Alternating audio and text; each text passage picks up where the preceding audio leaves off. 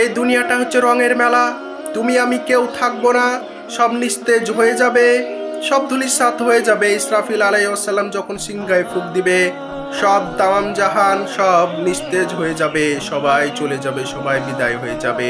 ফেরেশতা মণ্ডলীও দুনিয়া ছেড়ে চলে যাবে এবং থাকবে মালাকুল মাউত, সেও নিজের জান নিজে কবুজ করতে হবে শেষে এবং তাকেও চলে যেতে হবে।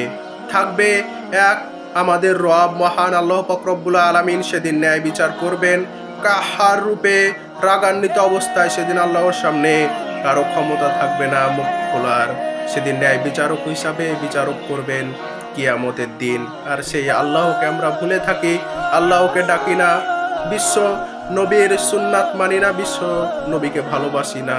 আমরা কিভাবে সেই দিন ছাড় পাবো? তাই আসুন ভালো পথে ফিরে আসি, আল্লাহর কথা অনুসরণ করে চলি।